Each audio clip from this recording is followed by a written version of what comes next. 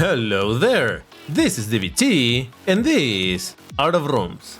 And alright, let's play some more Asphalt 8, and today, as you can see on the title, and by this beautiful, cinematic, whatever you want to call it, takes, camera angles, whatever, we're gonna be using the Lamborghini SVJ. We're gonna be doing, quote-unquote, full pro test of this car in multiplayer. Now, first of all, I want to acknowledge the people that asked me to do a video on a full pro test of the Victor. I will do it, but this is a special one. It's a different one because I'm not gonna do it in Classic Season.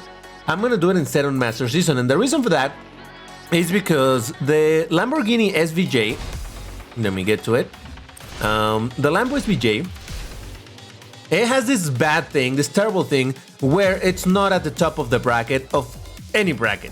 The nearest bracket is the 1860, but obviously this is 40 points below. The previous bracket is 1770, and this is 50 points above. So it's in the middle. Well, a little higher than the middle, but still not that much higher. So this car, if I were to try this car in the normal season in Classics multiplayer, then it would just get eaten alive by all of the 1860 cars. That's just it's a fact of what would happen. So instead I want to use it in Master Season and see if by any chance I look out and people are using a slightly lower rank or what. This is the only place where this car would be able to do anything. Now, I used to have another car like this. I think I did a video like this with the Apollo IE. But that car got graduated to the top of this bracket. It's a 1859, I believe. So now it's much more performant and it can perform better in Classic. So yeah, just for the sake of doing also my 10 races in Master Season, I'm gonna be using the SVJ, and we're gonna see if we look out. Honestly, if I don't get good results in here, I tell you, I would get even worse results in Classic Season. So yeah, we'll use this as a bit of a test on how this car performs. Now, at the moment that I'm recording this, there's still a few more days before the golden season ends. And after that, I imagine is when the new update is gonna drop and we're gonna know what's gonna happen with the cars that are gonna get rebalanced. Now, I talked about this in the 4GT video, but I think it's worth mentioning again. The fact that like 100 cars or so disappear from the garage for people that don't have them, right? Cars that would be normally, quote unquote, normally on sale, are no longer showing.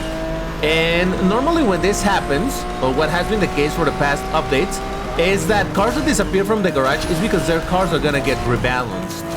And I was saying that I don't believe that GameLoft is gonna rebalance 100 plus cars. I don't think that's gonna happen, although there's some rumors going around that maybe they will rebalance a whole lot of them, but there's absolutely zero proof about it. So who knows?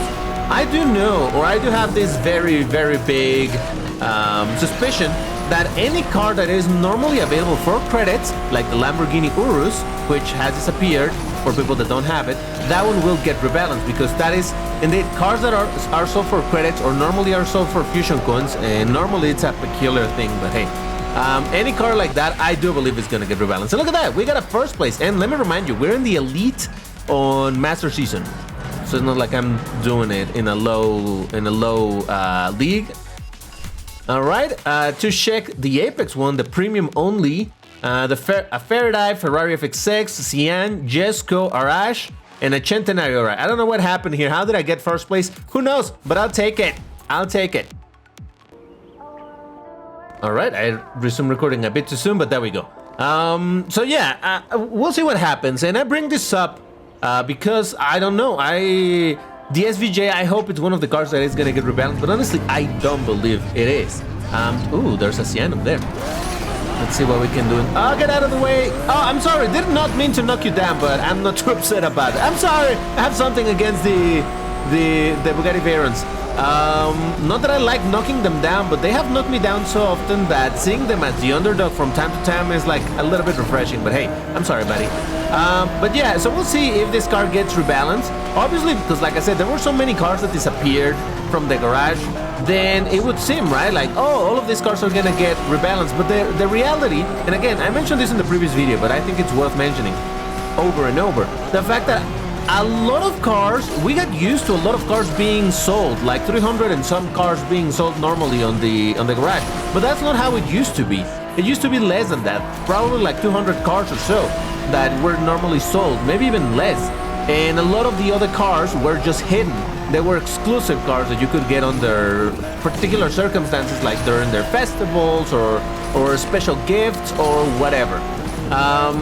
So the fact that 100 plus cars have been hidden, I don't think that's indicative that all of them are gonna be rebalanced. I just think like it happens from time to time, when the cars get off sale, they disappear from the garage for a while, and then when they resume the sales where a lot of cars are being sold again for fusion coins and some other cars are sold for discounted token prices, then all of the cars show up again. So I don't know, I think that's where that's going. Honestly, I don't know if the SVJ is showing or not, because I own it, so ooh, look at that beautiful double Lambo screen right there.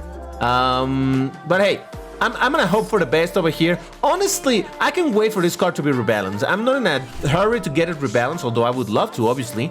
But there's other cars that absolutely need it. Alright, so surprisingly over here, the cars with a higher rank defeated me, and everybody else that I defeated was either lower ranked or without triple booster, or in this case, all of them are the same. Lower ranked and without any booster, so I take no pride on beating them, really.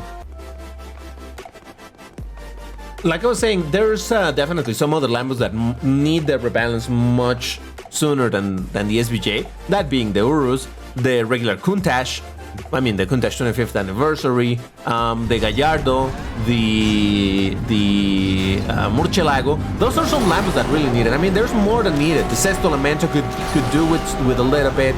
The Stoke, or Stoke as you're supposed to pronounce it in Spanish.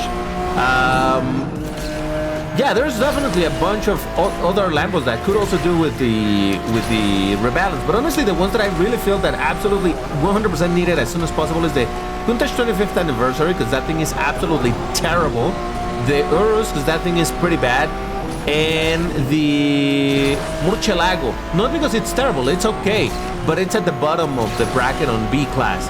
So I would imagine if they're gonna rebalance it, they're gonna put it on the 1680 bracket, hopefully. Or maybe even 1590, I don't care. So long as they make it competitive, that's fine. And look at that, another first place. How did that happen? Let me guess, unboosted people. That's probably what it is. Yeah, that's what it is, and lower ranked.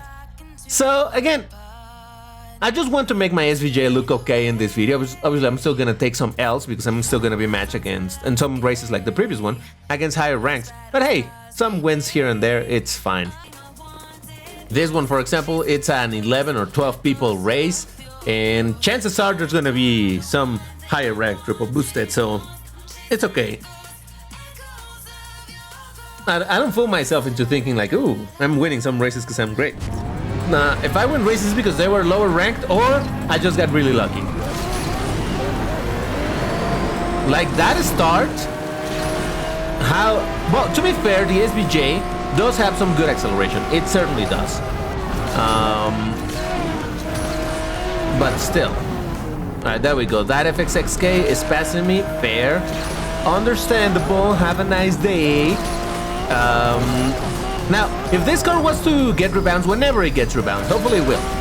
But whenever that is, where would they put it?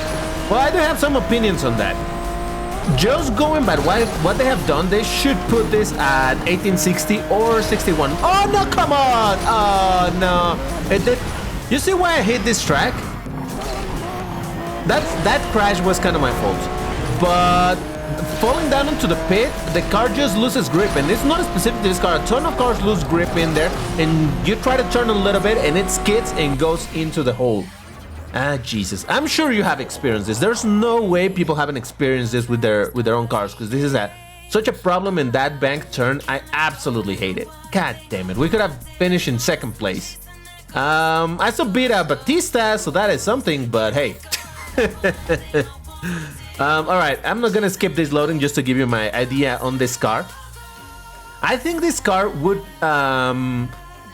given that they put the Lambo SV in 1859, this has to be higher, even if just by one single point.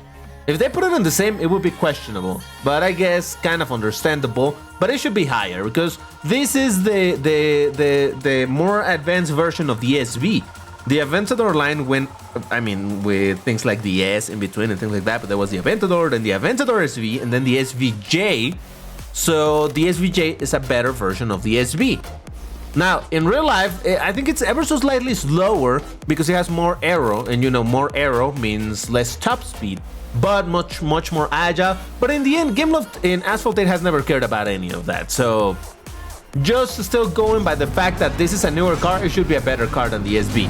So yeah, hopefully in 1860. But to be completely honest, and this is not me saying that I want all my Lambos to get put in the 1770 bracket, but it makes so little. Jesus Christ! I got sandwiched against the wall. It makes no sense that they put something like the SV in Class S, and they put something like the Countach LPI, which is a much newer car. It's a hybrid, it has many more horsepower, and they put that on Class A. What sense does that make? If that is because that is what they decided is the balance for the Countach LPI recently, right? So if that is the baseline, then pretty much all of the Lambos should be Class A. There shouldn't be a Lambo in Class S at all. Again, not that I want it to be the case, but then that would make some sense, because then one of the strongest Lambos, the LPI, it's in Class A, then every other Lambo should be there. Maybe you could argue the Cyan, because the Cyan is ever so slightly more powerful than the LPI in real life, but still. Alright, so that one wasn't terrible just because I got sandwiched. I still beat the Huayra R and a Batista, a Jesco without tuning kit, so it's still a bit lower. No, it should, I don't know, whatever. Alright, let's see what else we get. But the fact, for example, the Centenario, it's also higher than these newer cars is like, how? The Centenario, for example, it's a car from like 2016, if I remember correctly. I don't remember the year exactly. But I tell you, something like the SCV12 is much newer. The SC20 is much newer. And they're naturally aspirated V12s, just like the Centenario. And they have more horsepower. So yeah, I don't know. It doesn't make any sense. Again, it's not that I'm trying to say that Gameloft ever makes sense with this, where they put the cars, but I don't know. I think all of this, I was talking about this in the Friday Multiplayer recently, just, you know, in the last one. Jesus Christ. I got slightly pushed and that made me wreck. How Gameloft kind of just cornered themselves by putting so many older cars into the 1860 bracket. Yeah, it created a bit of a problem, because now any new car that gets added, like new, by new I mean like new contemporary car of 2020, 2021, 2022, 2023, and they put it at the top of the game in 1858 to 1862, ignoring the 1864 because that so far seems to be exclusive for the yes. I mean, you know, the rumors say a couple of things, but they cornered themselves, because then you have something like the SV, a car from 2016 or whenever, on the highest bracket. The same thing with the Centenario and things like that, and they're like, all right, maybe at the time they were super amazing cars, but now they aren't. Not anymore. I mean, they're beautiful, you know, but come on, let's be honest. So let's say that the new Lamborghini comes out. I don't know what it's gonna be called. Apparently comes out in 2023 in real life. Who knows when it's gonna get added in the game. But what are they gonna do? It's stronger probably than this thing, and yet what are they gonna do? Are they gonna put it in 1770, or they should put it at the top? Again, Lambos is a peculiar case, but seeing that it's gonna be hybrid, maybe they're finally. All right, you know what? Let's get to the next race and I'll talk about that. Otherwise, I just keep on talking and talking and talking. Oh, my boosters are out. All right, I guess I'm talking about it then. Lambos for the longest time having kind of limited and not being extremely fast, because Lamborghini has been focusing on doing naturally aspirated V12s. That's what they do, and that's how they have been ever so slightly getting more and more horsepower, but not by crazy amounts. You don't see a naturally aspirated Lambo with 1,000 horsepower, because that hasn't been possible. But now that Lamborghini has been forced to go hybrid because of all the regulations and all of that stuff, now they're having to, well, you know, put some form of hybrid system. And that is exactly what the Cyan and the LPI did. Technically the Asterion did too, but that was just a concept from many years ago, so that doesn't count. Alright, let's change the color of this beauty. While I love the Choco Lambo, let's go with a crazy color that I never use. Let's go with green, because why not? So, right. So yeah, now that they're using, for example, in the Cyan they were using the supercapacitors, which is not a lithium-ion battery. It's a different technology that they're using in order to generate a bit more power, but it's different. I don't know all the specifications about it because I'm not a pro at any of that knowledge, but the point is that they do have some extra horsepower and all of that. So now maybe that they're going full hybrid, maybe now they're gonna start finally making cars with higher horsepower, and suddenly Lamborghini is gonna come back in the land of these are actually super fast cars compared, I mean, considering what super fast cars are nowadays, when you think cars that go for 100 and some kilometers an hour.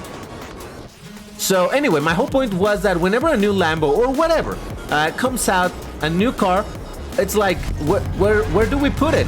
We as Game Love, where do we put it? Do we put it in the 1860? But that is the same place that has some weird cars like the SVJ, which should not belong there because it's not as strong as a newer car. So you see why I'm saying that Game Love kind of cornered themselves?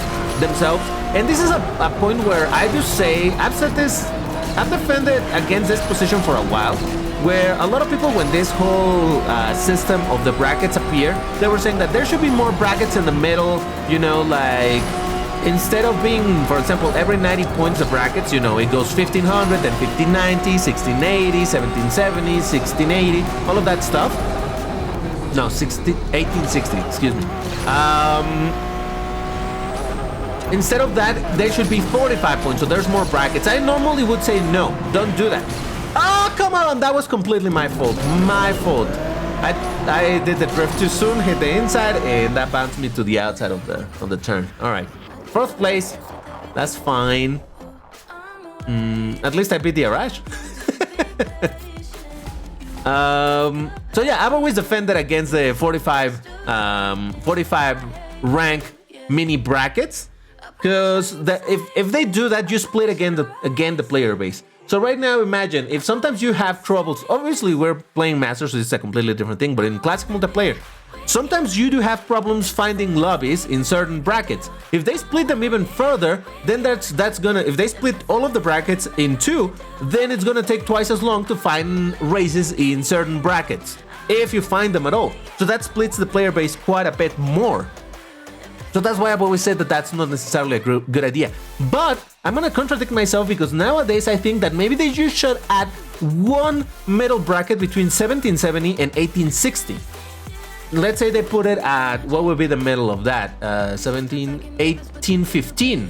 Put an 1815 bracket, which is right in the middle between the A and S brackets.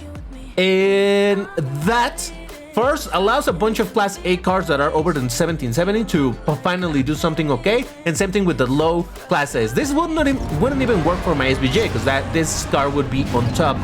It will be over that mini bracket. But I'm just saying it as a general idea, because over there, then you could slot all of these cars that I would say they're S-Class legacy cars that should no longer belong in the 1860. But it doesn't make sense to put them at 1770 either. Because 1770, again, you have a lot of cars that, you know, they're good, obviously, but they're not the most amazing flagship cars of the brands. So, yeah, for example, put the just thinking, again, it's not that I'm up for saying Game Love rebalance on my Lambos, it's not that I want that. But just to give you an idea. Oh no, terrible jump! Alright, that was absolutely terrible, by the way. She says. Put the SVJ in 1770. Put the Cyan. Okay, you want to keep the Cyan at the top? Alright, fine. Put the Countach LPI in the mid bracket. You know? Put the Centenario, let's be honest, it doesn't belong in. Oh, I didn't lose any points. Did I beat anybody interesting though? I bet a Cyan. And an Arash. All right, I'll take it. Put the Centenario. The Centenario, let's be honest, it doesn't belong in 1860. I know I'm gonna get hate for this. And don't get me wrong, I love my Lambos. You know that my channel is all about loving Lambos. That's why I have a whole series about just driving them. But like, being completely honest, and I'm not saying because Gameloft is trying to be realist. I don't want them to be realistic with any of this and be like, oh yeah, no. But it's just that it doesn't make any sense. This situation of the 1864 new rank, it's completely against everything that Gameloft has been working on creating for the past year, 2 years with the brackets. Now they have created a card that falls out of the bracket completely, and I don't know if they want its own bracket. But then it's a bracket that is just ever so slightly better than anything else. Because 2 points of betterness compared to the 1862 cars is not that much. And what's gonna happen in a year from now if Asphalt 8 is still alive and the Bugatti Chiron whatever comes out and that thing has 2,500 horsepower and it reaches 340 miles per hour in real life. Where are they gonna put it? 1860? No, they're gonna put it in 1864, but then it's only slightly better than anything else. You see where I'm going with this? 2 years from now, that much better cars are coming out and crazy stuff is happening. Are they still gonna put them over there, or should they be creating already the 1950 bracket? So that's why I said that doesn't make sense to create this tiny, extra tiny bracket with the 2 extra points. Instead, I think it would make a bit more sense to just kind of rebalance a bunch of cars that no longer belong in Class S as they are. I don't know. I know that I'm all over the place with this train of thought, but it's just that, I don't know. It doesn't make sense to me how they're setting this up. Trying to create this system for the last couple of years and then suddenly decide like, nah, never mind, we're gonna break our own rules and gonna add a card that is completely outside of a bracket, and who knows what that's gonna be matched against. If it gets matched against 1860s, the regular 1860 card, they're absolutely destroying the rules. And then if it just 1864 matches against 1864, then that's gonna be a very tiny bracket. So I don't know, we'll see what happens. Again, I'm just rambling over here, you know that's what I do. Because honestly, I don't know. Every time that there's rebalances, it makes me think of all of these things that maybe they could be doing, but they're not doing. And I'm not saying that I know better than Gameloft. All I'm saying is that I do have some ideas, and I wish some of them were actually to become reality, you know? But hey, all right, so someone crashed, and now I'm on 3rd place somehow. And by the way, I love this snow effect on the windshield of my drone that is following my car. Oh, no.